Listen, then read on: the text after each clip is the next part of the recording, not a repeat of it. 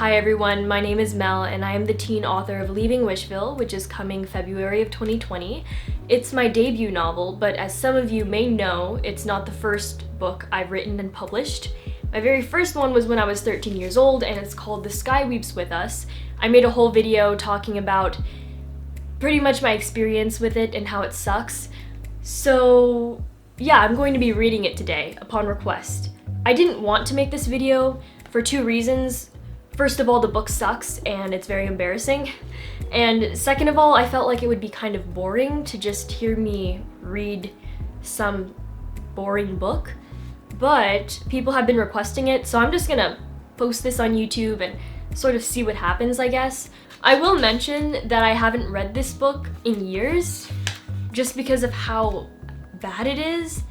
I remember reading it when I first got it printed. I was 13, had the first copy shipped to my house. I was stoked. I opened it up, I laid down, I said I'm gonna lay here for a few hours and I'm gonna read this entire thing straight through. It's gonna be beautiful. And then I remember reaching the end and I was like, well, this was a bad mistake, guys. And pretty soon some kids from school were reading it. I've read parts, but I haven't gotten through a whole chapter in years. So this is scaring me a little bit, but let's get started. Let's get started. I hugged my sister as hard as I could. Tears blurred my vision and my clothes were soaked with rain which poured down endlessly. Tana, I said, almost out of breath from crying. What's happening? At the time I was only 7 years old. Tana was barely 9. I don't know whether my sister understood what was happening herself or if she was too heartbroken to tell me. She never replied. One by one, the rebels were led onto the wooden platform. An officer with a gun emerged, and before anyone could take a breath, a few rebels were shot. I clenched my ears with my hands to block out the noise of the gunfire. Tana. There was a call from the line of rebels, at least the ones that were still alive. Listen to me, Tana, Ma cried out. She was kneeling on the wooden stage, arms tied to one of the many poles. Her long black hair was knotty and uncombed. She hadn't slept for days after Pa and her were called for the execution. Everyone around us turned toward my sister and I. They all knew that it was our parents who were being killed, because at the beginning of the execution all the family members' names were read aloud. That's always been the tradition. Tana weakly raised her head from the ground and wiped her tears. I want you to take care of your brother for me. He's special, Ma said. Some people in the crowd murmured, others chuckled. Then, the next thing I knew, I was crying harder than before. Even though I had a difficult time understanding death, I knew that whatever was happening wasn't good. I could hear it in my sister's scream. No. It was too late, of course. There was nothing Tana could do to stop the officers from obeying their strict orders. Boom. In less than a second, Ma was dead. A couple more people were shot before Pa was killed, too. Not the best in terms of picturing the scene, I'd say. It's very, very telly, like I mentioned before with the prologue. Not much description. It's all just sort of, here's what happened, sort of thing. So, but, you know, let's keep going. Tana, what's happening? I asked again, tears streaming down my face. This time she pulled herself together. Maybe she realized that when she was scared, I would be scared as well. When she was brave, I would be too. Everything will be all right, she said. I nodded. My whole life I had looked up to Tana and trusted everything she said. Normally, she was always right. Today, that changed. When all of the rebels were shot, their arms were untied, and a few officers carried their bodies away. They were to be buried in the cemetery, the criminal cemetery, where there would be no visitors. Tana and I stood in the crowd, not knowing what to do or how to react. You, little girl, someone said, arising from the crowd. Tana turned around to face an officer from the Nilt tribe. So the Nilt is the middle-ranked tribe. I believe it was the Keokuk, the Nilt, and the I forgot the highest rank, but yeah, the Nilt's the middle one. Tana turned around to face an officer from the Nilt tribe. I mimicked her, nervous. Even at my age, I understood that we should always obey the men in the fancy green uniforms. The Nilt officer pointed at her. Yes, you. I assume you are Tana of the Keokuk tribe, daughter of the Kalzoi family. Am I correct? Yes, sir, she said. The documents also say you are 9 years old and your brother Santo is 7, right? He asked, using his sheets of paperwork as reference. Tana nodded. The note officer turned toward me and shoved the paperwork back into his shoulder bag. I took a step back. Sir, what is this for? Tana asked. The officer, however, wasn't in the mood for explaining. He grabbed me by my arm with a firm grip. I tried to squirm loose, but I wasn't strong enough. She reached for my hand. The officer pulled me out of her reach. He chuckled. You said it yourself. This boy right here, he gave my arm a yank, is only 7 years old. You probably know that orphans are shut out at the age of 9. Since he has not yet reached that age, it's the rules that I need to take him to the nearest orphanage. All right.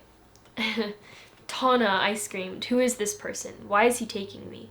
The man began to pull me by my arm. I tried to stop him by going limp, but I weighed light enough that he had no trouble dragging me. Sir, my sister started, her voice unsteady. You said orphans are shut out when they turn 9. The officer stopped and turned around, dragging me with him. Yes, it's true. But why? The officer let out a mocking laugh. You see, when you turn 9, you become independent. You are old enough to take care of yourself on your own, but your brother here, he isn't old enough yet. Tana flinched. For a minute, she wasn't sure what to do, but she had a smart mind and a strong heart. If I am independent and can live on my own, then couldn't that mean I'm responsible enough to take care of my own brother? I feel like I didn't put that much thought into how this society was structured. It's kind of unrealistic, but yeah, moving on. The man looked shocked. His grin tumbled off his face. You're telling me you want to sign up as his guardian? He asked. If that means I can stay with him, yes. The note officer paused. Well, it's not against the rules. I can grant you your request, but it's your choice. Tana smiled lightly. I didn't know whether I should have been smiling too, but I didn't, only because the officer was still holding onto my arm. I'll do it, Tana said. That was the plan in the first place, ever since my parents were called for the execution. He finally let go of me. I could feel my blood circulating again. Immediately, I ran over to my sister, still not sure of what was happening. If that's your desire, then so be it, he said. I wish you the best of luck. It must be hard being part of the Keokuk tribe, having no power. It's not that tough, I said quietly, staring at the ground. Tana's eyes widened. Santo, she said. Don't argue with him. He's from the Nilt. The officer just laughed and turned around. Beware that stubborn tongue of yours. You should be grateful I'm letting you stay with your sister. I glued my mouth shut. I didn't want to take the risk of being separated from Tana. Eventually, the officer walked away into the crowd, and I wasn't afraid anymore. Tana, I asked. She hugged me, but it didn't last long. Let's hurry and go home before we run into more trouble. I nodded. I feel like I didn't amplify the feeling of getting both of your parents killed in front of you. I feel like I didn't amplify the pain of getting both of your parents killed in front of you enough. Like, I mean, these kids are 7 and 9. That's some pretty gruesome stuff. And, you know, I had Santo cry and stuff, and he hugged his sister, and then now they're just, like, over it suddenly. They're like, okay, let's go home. So, yeah. We traveled astray from the jumble of weeping families, navigating around islanders and officers until we finally found our way to the forest. Several people from the same tribe glared at us as we made our way to the house. Everyone who knew the story of our parents despised us for it. Look, it's the Freedom family. Well, the piece that's left of it, a few boys teased. That's what they get for thinking our island, and especially our tribe, could have equality. I'm glad my parents aren't that senseless, one girl said to another, tying her curly brown hair in a ribbon. Let's just risk our lives for liberty and justice, some children joked sarcastically. Then I started crying. Why are they mad at us, Tana? I don't think she knew exactly why they didn't like us because of our parents' actions, but she easily understood that people thought Ma and Pa made irrational decisions. Just ignore them, she told me. When we finally arrived at our small home, the place seemed strange. The room felt emptier without Ma and Pa sitting on their floor mats. When we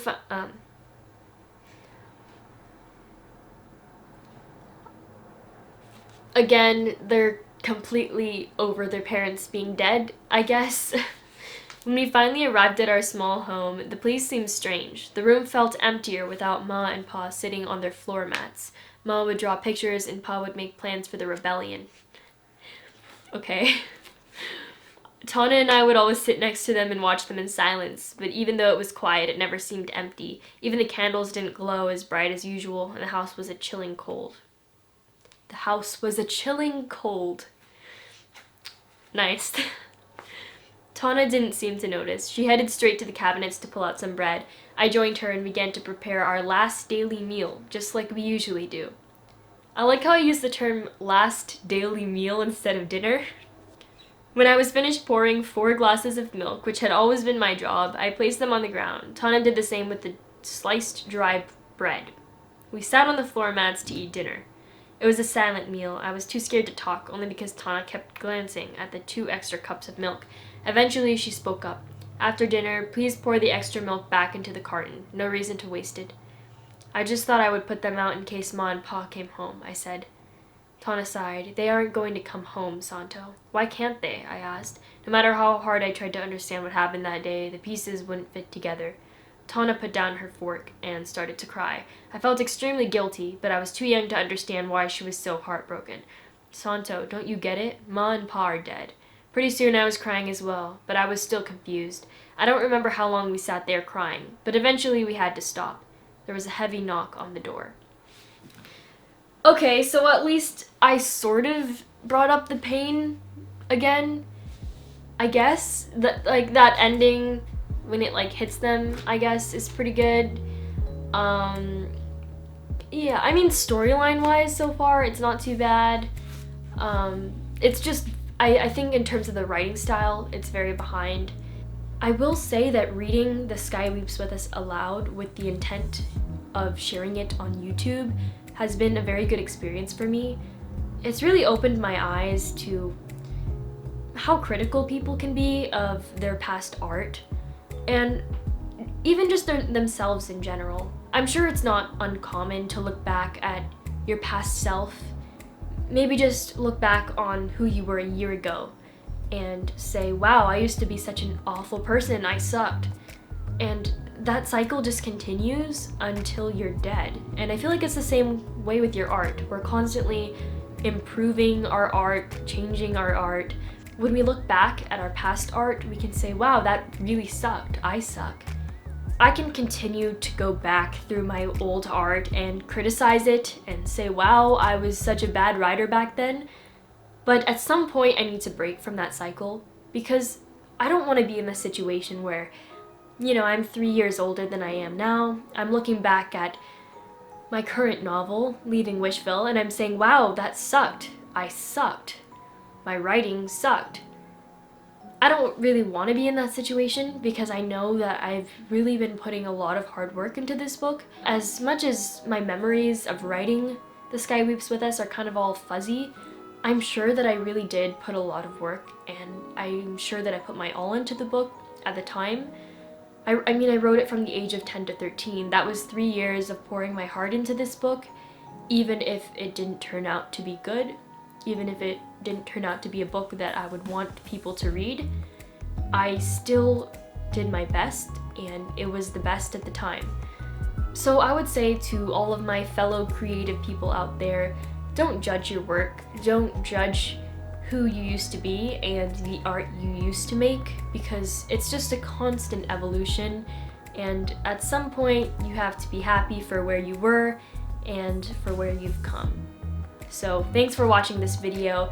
I will be posting more often, hopefully, maybe. You never know, I'm a junior, I'm busy, but I will do my best. Thanks for watching. Hopefully you found this interesting and not too extremely boring. I'm thinking about doing more writing related videos, so we'll see about that. But yeah, see you next time.